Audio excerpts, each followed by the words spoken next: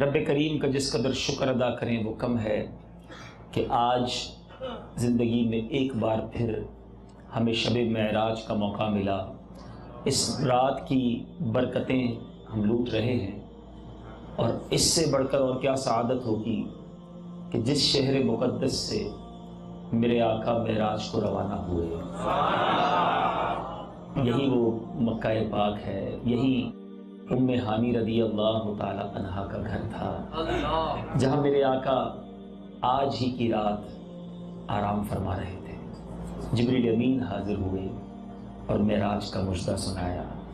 اعلیٰ حضرت امام اہل سنت انہی لمحات کو یاد کر کے، انہی ساعتوں کو یاد کر کے کیا خوب بات کرتے ہیں۔ واقعی مکہ پاک تک تو پہنچ گئے ہیں، شب معراج بھی یہاں مل گئی ہے، لیکن وہ منظر کیسا ہوگا، وہ سما کیسا ہوگا۔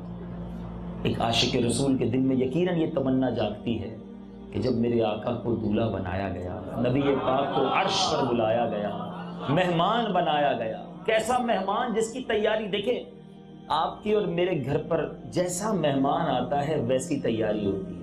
کوئی دور کا مہمان ہو تو بندہ کہتا ہے ٹھیک ہے آنے دو، لیکن کوئی قریب کا مہمان ہو جس سے بڑی محبت ہو، بڑا پیار ہو جس سے، وہ گھر آئے تو گھر سجایا جاتا ہے، گھر بنایا جاتا ہے، اسپیشل کھانے بنائے جاتے ہیں۔ وہ آقا جو رب کے حبیب ہیں، جو آسمانوں پر کرم فرمانے جا رہے ہیں۔ ابھی آپ آگے بیان میں سنیں گے کہ معراج کی حکمتوں میں ایک بڑی خوبصورت حکمت یہ تھی کہ آسمان کی التجا تھی کہ نبی پاک میرے پاس تشریف لائیں، جنت کی تمنا تھی کہ آقا میرے پاس آئیں۔ اب جن کو بلایا جا رہا ہے خاص مہمان کے طور پر، تو کیا تیاریاں تھی۔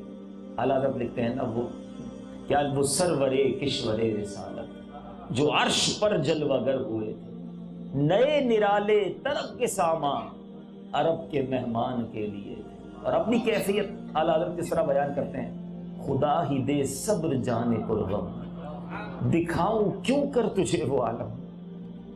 کیا منظر ہوگا جب ہمارے آقا کو دولہا بنایا گیا ہوگا، فرشتوں کی فوج نبی پاک علیہ السلام کو لے کر آگے جا رہی ہے، تو کیا منظر ہوگا۔ خدا ہی دے صبر جانے پرغم، دکھاؤں کیوں کر تجھے وہ عالم، جب ان کو جھرمٹ میں لے کے قدسی جنا کا دولہا بنا رہے تھے۔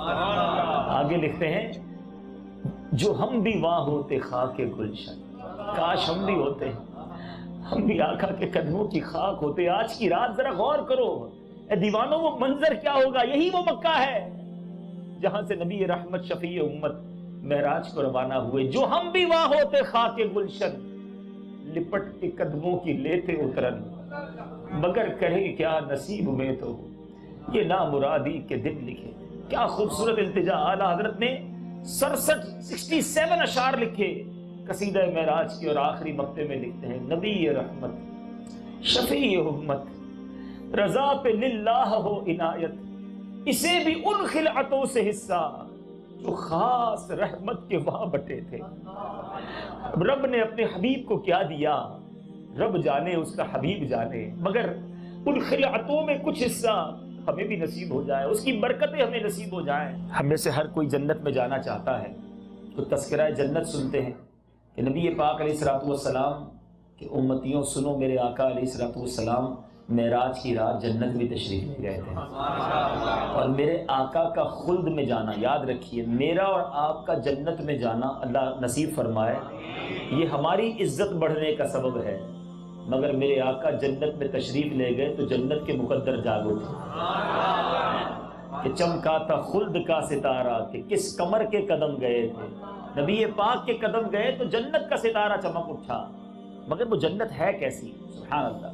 نبی پاک علیہ السلام فرماتے ہیں معراج کی رات میرا داخلہ جنت میں ہوا، میں نے دیکھا کہ اس کے سنگ ریزے، چھوٹے چھوٹے جو پتھر ہوتے ہیں، یہ موتیوں کے ہیں، اور اس کی مٹی مشک کی ہے۔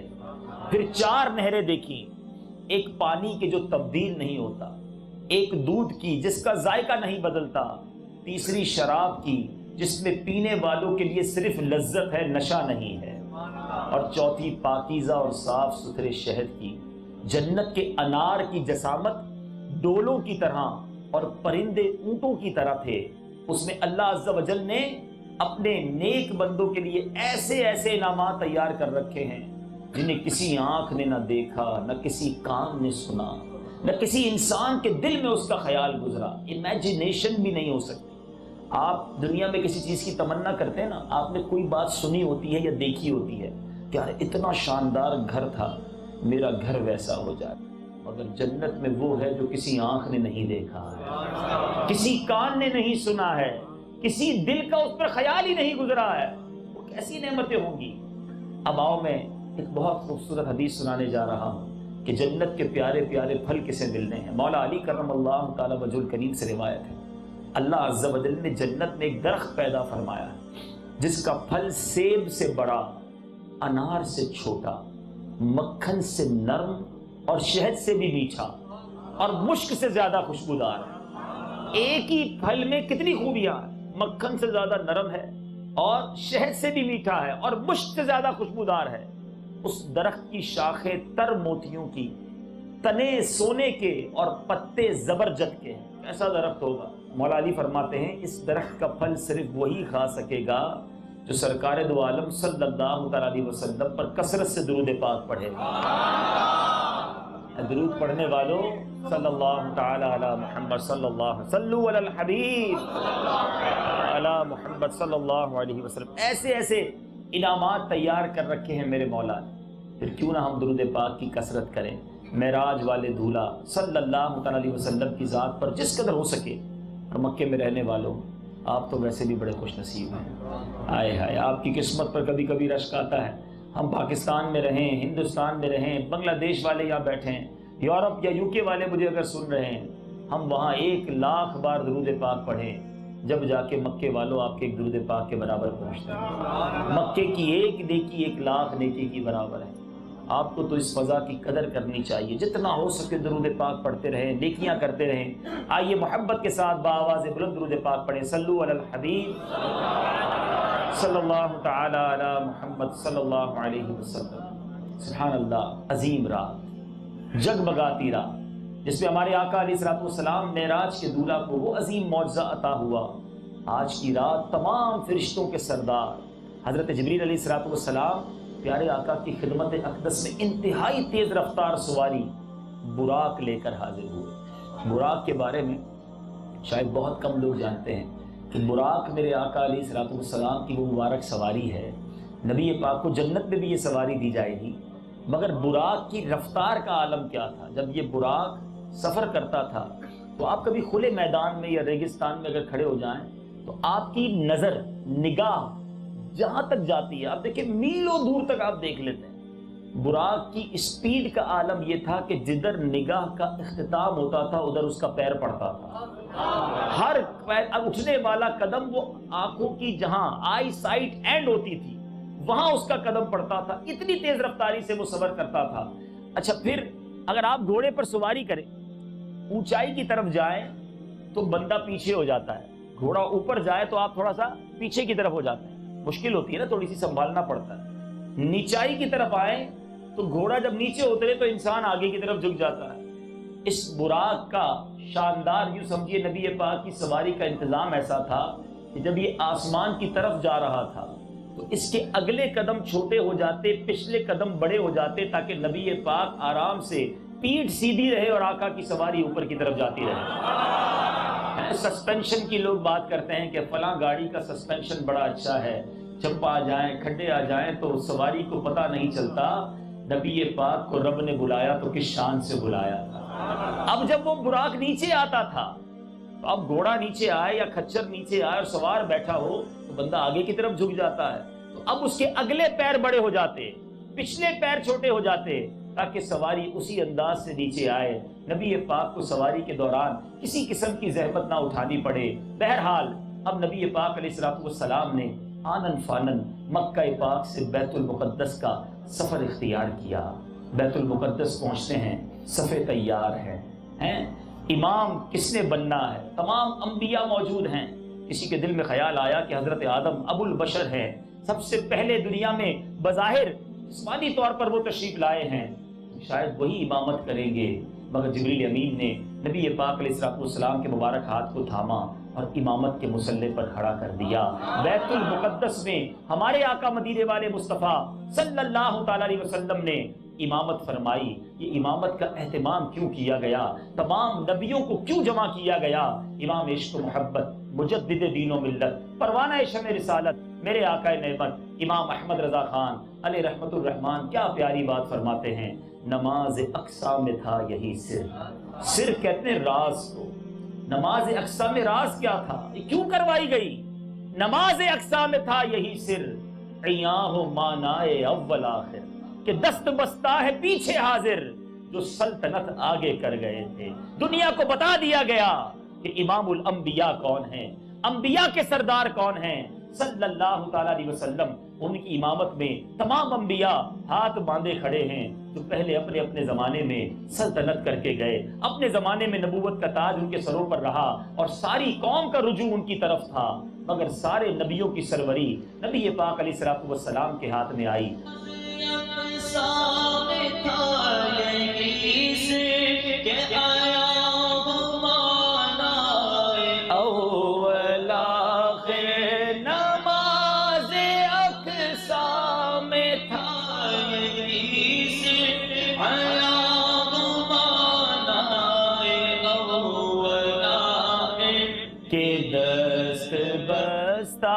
ہے پیچھے حاضر، جو سلطنت آگے کر گئے تھے، کہ دست بستہ ہے پیچھے حاضر، جو سلطنت کر گئے۔ سبحان اللہ، سبحان۔ اب مسجد اقصیٰ سے سبحان اللہ نبی پاک علیہ الصلوۃ والسلام نے سارے آسمانوں کی سیر کی، تمام آسمانوں کی سیر کی، اور ہر آسمان پر انبیاء کرام علیہ الصلوۃ والسلام کو اپنی زیارت سے نوازا۔ پیارے آقا علیہ الصلوۃ والسلام کی تشریف آوری پر نبیوں نے مبارکبادیاں پیش کی۔ اب میرے آقا ساتوں آسمانوں سے بھی اوپر سدرۃ المنتہا پہنچے۔ آپ اس مقام تک پہنچے جس سے آگے بڑھنے کی کسی کو مجال نہیں، یہاں تک کہ اس مقام پر جبریل امین نے بھی پیارے آقا سے معذرت کر لی کہ حضور اس سے آگے اب میں بھی نہیں جا سکتا، مگر خاص مہمان وہاں سے بھی آگے جاتے ہیں۔ کہاں جاتے ہیں؟ جہاں کب کہاں سب ختم ہو جاتا ہے، لا مقام، مقام کعبہ قوسین تک نبی پاک تشریف لے جاتے ہیں۔ آپ علیہ الصلوۃ والسلام اس مقام پر پہنچے جہاں عقل و خرد کی رسائی نہیں۔ نبی پاک علیہ الصلوۃ والسلام انعامات الہیہ سے نوازے گئے۔ میرے آقا علیہ الصلوۃ والسلام کو خصوصی انعامات عطا ہوئے۔ آج کی رات میرے آقا علیہ الصلوۃ والسلام کو 50 نمازوں کا تحفہ دیا گیا، جو بعد میں 5 نمازوں کی صورت میں ہم پر فرض کیا گیا۔ میرے آقا نے آج جنت کے طبقات اور دوزخ کے طبقات بھی ملاحظہ فرمائے۔ آج کی رات میرے آقا علیہ الصلوۃ والسلام نے اللہ عز و جل کا قرب خاص حاصل کیا اور سر کی آنکھوں سے مالک کائنات کا دیدار کیا۔ یاد رہے سارے عالم میں، all around the world، سب سے بڑا غیب، سب سے بڑا کوئی غیب کہتے ہیں چھپی ہوئی چیز کو جو نہ پتا ہو، unseen knowledge، غیب کا علم۔ سب سے بڑا غیب سارے عالم میں کون ہے؟ اللہ تبارک و تعالی۔ دنیا میں کسی نے رب کو نہیں دیکھا، کسی نبی نے، کسی بندے نے اللہ کا دیدار نہیں کیا۔ ہاں، حضرت موسیٰ کلیم اللہ علیہ نبینا علیہ الصلوۃ والسلام رب سے کلام کرتے تھے۔ کلیم کس کو کہتے ہیں؟ بات کرنے والا، کلام کرنے والا۔ آپ کلام کرتے تھے، اور آپ نے ایک بار رب سے عرض کی تھی، رب ارینی، اے اللہ میں تیرا دیدار کرنا چاہتا ہوں۔ ارشاد ہوا لن ترانی، اے موسیٰ تم ہرگز نہیں دیکھ سکتے۔ کلیم اللہ ہیں، دیدار کی تمنا بھی کی ہے، مگر ارشاد ہوا کہ اے موسیٰ تم نہیں دیکھ سکتے۔ اور یہاں رب کے حبیب آرام کر رہے ہیں ام ہانی کے گھر پر، جبریل امین آ رہے ہیں اور عرض کرتے ہیں حضور رب کی طرف سے بلاوا ہے۔ وہاں التجا ہو رہی ہے، بنا کیا جا رہا ہے۔ فرق دیکھیے کلیم اور حبیب کا، کلیم التجا کر رہے ہیں اور منع کیا جا رہا ہے، اور یہاں محبوب کو بلایا جا رہا ہے۔ اعلیٰ حضرت لکھتے ہیں نا، تبارک اللہ شان تیری، تجھی کو زیبا ہے بے نیازی، کہیں تو وہ جوش لن ترانی، کہیں تقاضے وصال کے تھے۔ کہیں منع کیا جا رہا ہے، کہیں بلایا جا رہا ہے۔ اے میرے میٹھے اسلامی بھائیوں، بات یہ ہو رہی تھی کہ پورے عالم میں، سارے جہان میں سب سے بڑا غیب خود رب العالمین ہے، ٹھیک ہے؟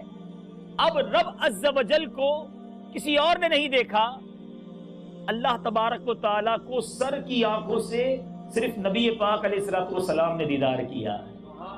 تو جب سب سے بڑا غیب رب نے اپنے حبیب کو دکھا دیا، پھر اور کوئی بات کون سی غیب والی باقی بچتی ہے؟ اعلیٰ حضرت نے مسئلہ ہی حل کر دیا نا، کیا لکھتے ہیں؟ اور کوئی غیب کیا تم سے نہاں ہو بھلا، آقا اور کوئی غیب کیا تم سے نہاں ہو بھلا، جب نہ خدا ہی چھپا تم پہ کروڑوں درود۔ اور کوئی غیب کیا تم سے نہاں ہو بھلا، اور کوئی غیب کیا تم سے نہاں ہو بھلا، اور کوئی غیب کیا تم سے نہاں ہو بھلا، تم سے نہاں ہو بھلا، تم سے نہاں ہو بھلا، جب نہ خدا ہی چھپا تم پہ کروڑوں درود، جب نہ خدا ہی چھپا تم پہ کروڑوں درود۔ اب جب بات چلی ہے طور کے پہاڑ کی، حضرت موسیٰ علیہ السلام نے جب عرض کی کہ مولا تیرا دیدار کرنا ہے، وہاں سے منع ہو گیا، پھر ایک خاص تجلی ایک پہاڑ پر نازل کی گئی اور وہ پہاڑ ریزہ ریزہ ہو گیا۔ حضرت موسیٰ علیہ السلام نے اس تجلی کا دیدار کیا تو آپ بھی بے ہوش ہو گئے۔ ذرا غور کیجئے گا، وہاں تجلی کا دیدار کیا اور آپ بے ہوش ہو گئے، اور یہاں نبی پاک علیہ السلام رب کا جاگتی آنکھوں سے دیدار کر رہے ہیں۔ کعبہ قوسین کے پاس جا کر رب کی بارگاہ میں دیدار ہو رہا ہے۔ ہم نے صلاۃ والسلام میں یہ شعر کئی بار سنا ہوگا، آج اور سمجھ آ جائے گا تو اور لطف آئے گا۔ شاعر لکھتے ہیں نا، قصہ طور و معراج سمجھے کوئی، فرق مطلوب و طالب کا دیکھے کوئی، کوئی بے ہوش جلووں میں گم ہے کوئی، کس کو دیکھا یہ موسیٰ سے پوچھے کوئی، آنکھ والوں کی ہمت پہ لاکھوں سلام۔ تو نبی پاک کی اس بصارت کا عالم کیا ہوگا؟ اچھا ایک اور بات، علماء لکھتے ہیں کہ حضرت موسیٰ علیہ السلام نے اس تجلی کا دیدار کیا، اس کے بعد آپ بے ہوش بھی ہو گئے، لیکن اس کے باوجود آپ کی آئی سائٹ کا عالم یہ ہو گیا تھا، آپ کی نظر کا عالم یہ تھا کہ آپ 30 میل کی دوری سے، غور سے سنیے گا، 30 میل کی دوری سے سیاہ زمین پر سیاہ چونٹی اندھیری رات میں اس طرح دیکھ لیتے تھے جیسے اپنی ہتھیلی پر کسی چیز کو ملاحظہ کر رہے ہیں۔ سیاہ چونٹی تو یہاں جائے تو نظر نہیں آتی، اتنی روشنی میں 30 میل دور ہو، رات بھی اندھیری ہو، زمین بھی کالی ہو، چونٹی بھی سیاہ ہو، کیونکہ اس تجلی کو دیکھا تھا تو بصارت کا عالم یہ ہو گیا۔ جس نے تجلی کو دیکھا اس کی بصارت کا عالم یہ ہے، جس نے رب کی خاص جلوے کو اپنی آنکھوں سے دیکھا اس مصطفیٰ کی بصارت کا عالم کیا ہو۔ سر عرش پر ہے تیری گزر، دل فرش پر ہے تیری نظر، ملکوت و ملک میں کوئی شے نہیں وہ جو تجھ پہ آیا نہیں۔ یعنی نبی پاک کی اب نگاہوں کا کیا عالم ہوگا؟ نبی پاک اگر مدینہ منورہ میں اپنے روضے انور سے اگر دنیا بھر میں اپنے غلاموں کو ملاحظہ بھی فرمائیں، ان کی دستگیری بھی فرمائیں، تو یہ کون سی بڑی بات ہے؟ اللہ تبارک و تعالیٰ نے اپنا دیدار جو کرا دیا۔ بہرحال میرے میٹھے اسلامی بھائیوں، اب آئیے یہ اجمالاً میں نے معراج کا واقعہ بیان کیا، اور اس واقعے کو جتنا بیان کریں ماشاءاللہ کئی بار آپ نے سنا ہوگا، چند اس واقعے کی حکمتیں جس سے مزید ایمان تازہ ہو، اور پھر اس مبارک رات جو واقعہ معراج ہوا اس میں ہم سب کے لیے کیا سبق ہے، ہمیں اس رات سے کیا سبق لینا ہے اور اپنی زندگی میں اس میں کیا تبدیلی لانی چاہیے۔ یاد رہے مشہور محاورہ ہے، فعل الحکیم لا یخلو عن الحکمہ، یعنی حکیم کا کوئی بھی کام حکمت سے خالی نہیں ہوتا۔ اللہ عز و جل کے ہر کام میں بے شمار حکمتیں پوشیدہ ہوتی ہیں جنہیں سمجھنے سے ہماری عقلیں قاصر ہیں۔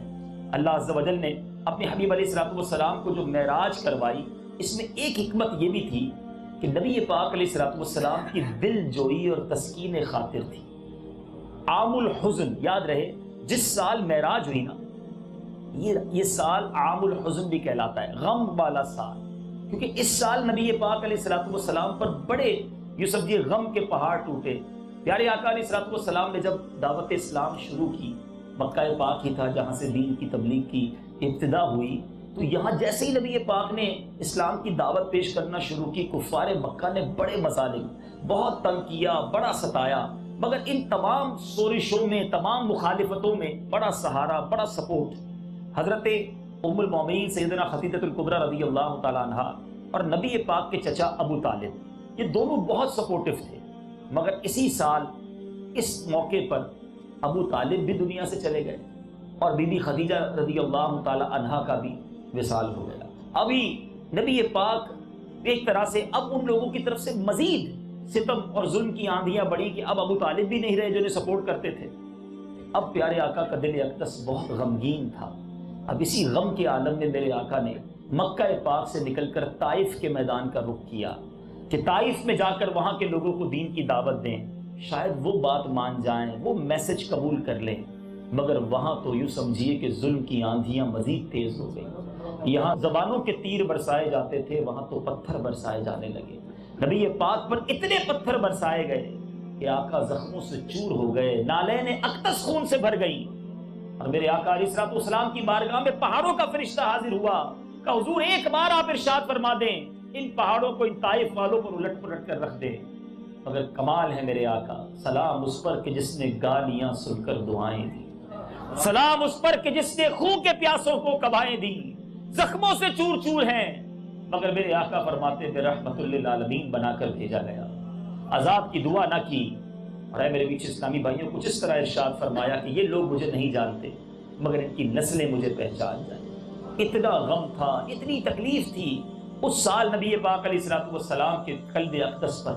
اب رحمت الہی نے اپنی عظمت و کبریائی کی واضح نشانیوں کا مشاہدہ کرانے اور اپنے محبوب علیہ الصلوۃ والسلام کو عالم میں بالا کی سیر کرانے کے لیے بلایا، تاکہ حالات کی جو ظاہری ناسازگی تھی نبی پاک کے مزید دل کو غمگین نہ کرے۔ گویا نبی پاک کا دل غمگین تھا، اس میں تسکین کی خاطر انہیں معراج کو بلایا گیا، انہیں یہ تحفہ عطا کیا گیا۔ سبحان اللہ، اعلیٰ حضرت لکھتے ہیں نا، زہر عزت و اعتلاء محمد کہ ہے عرش حق زیر پائے محمد، مکاں عرش ان کا، فلک فرش ان کا، ملک خادمان سرائے محمد۔ خدا کی رضا چاہتے ہیں دو عالم، خدا چاہتا ہے رضائے محمد۔ خدا کی رضا چاہتے ہیں دو عالم، خدا کی رضا چاہتے ہیں دو عالم، خدا چاہتا ہے رضائے محمد، خدا چاہتا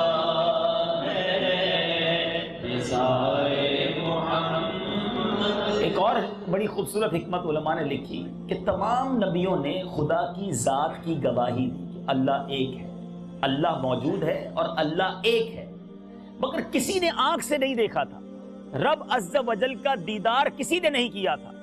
اور شہادت کی تکمیل یہ ہے، یاد رکھیے، شہادت کی تکمیل یہ ہے یا تو شاہد نے خود دیکھا ہو یا کسی دیکھنے والے سے سنا ہو۔ آپ کہیں یار میں نے دیکھا ہے، یا میں نے جس نے دیکھا ہے اس کی بات میں کر رہا ہوں، میں گارنٹی دیتا ہوں شہادت کی تکمیل اس بات سے ہوتی ہے۔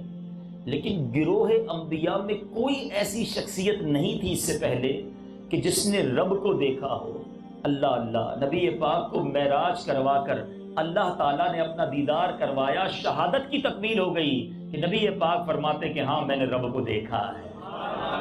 گویا یہ شہادت کی تکمیل کے لیے مصطفیٰ کریم علیہ الصلوۃ والسلام کو معراج کروائی گئی۔ اچھا، اب سرکار دو عالم صلی اللہ تعالیٰ علیہ وسلم کی جو معراج میں سفر ہوا، یہ کتنی دیر میں ہوا؟ یہ بڑی خوبصورت بات ہے اور اس میں کچھ کنفیوژن کو بھی کلیئر کرتے ہیں کہ نبی پاک علیہ الصلوۃ والسلام نے جو سفر کیا، آج ہم دنیا میں کہیں بھی جائیں، کتنا بھی تیز ترین سفر کریں، یقیناً بہت ترقی ہو گئی ہے۔ پہلے اونٹوں پر، گھوڑوں پر سفر ہوتا تھا، پھر گاڑیاں آئیں، پھر جہاز آ گئے، اب جہاز بھی بڑے تیز رفتار آ گئے، اور ترقی کر رہی ہے سائنس۔ لیکن میرے آقا کی جو معراج کے سفر کی رفتار ہے، وہ جتنی بار سنیں عقلیں حیران ہو جاتی ہیں۔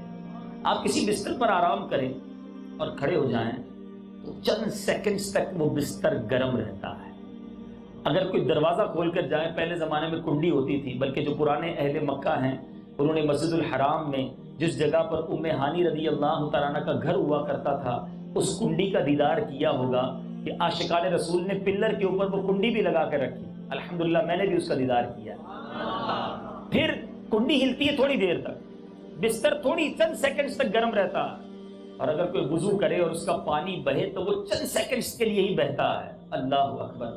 نبی پاک کا سفر کتنا تھا. میرے آقا کعبہ شریف سے بیت المقدس تشریف لے گئے. اس زمانے میں یہ 1 مہینے کا سفر تھا. 1 مہینے جانے کا لگتا تھا اونٹ پر یا گھوڑوں پر. اس کے بعد بیت المقدس سے پہلے آسمان, کتابوں میں لکھا کہ زمین سے پہلے آسمان کا جو راستہ ہے وہ 500 سال کی مسافت ہے. 500 ایئرز لگتے ہیں اوپر جانے میں اگر کوئی جا سکے. پہلے سے دوسرے آسمان 500 سال, دوسرے سے تیسرے آسمان 500 سال.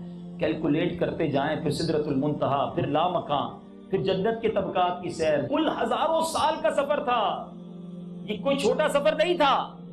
مگر میرے آقا جب یہ سفر کر کر واپس آئے تو کنڈی ہل رہی تھی, بستر گرم تھا, پانی بہ رہا تھا.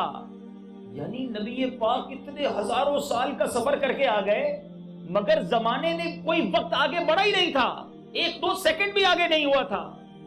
میرے اسلامی بھائیوں, یہ تو بڑی چونکا دینے والی بات ہے کہ یہ کیسے ممکن ہے. رب کی قدرت سے تو سب ممکن ہے, لیکن عشق کا جواب تو یہ ہے کہ اگر کسی کے ہاتھ میں گھڑی ہو, گھڑی ٹک ٹک کرتی ہے, اس کا سیل نکال لے تو گھڑی رک جاتی ہے.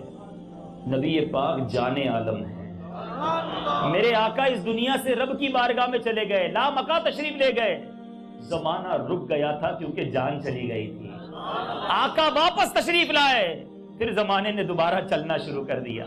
اعلیٰ حضرت لکھتے ہیں نا, وہ جو نہ تھے تو کچھ نہ تھا, وہ جو نہ ہو تو کچھ نہ ہو. جان ہے وہ جہان کی, جان ہے تو جہان ہے. سبحان اللہ. نبی پاک تشریف لائے تو یہ وقت آگے بڑھا.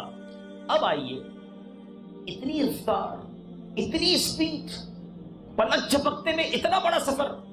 اب میں اس بات کو قرآنی آیت کے ذریعے, اور لاجیکلی تو آپ نے سمجھ لیا, اب قرآنی آیت کے ذریعے سمجھنے کی کوشش کریں.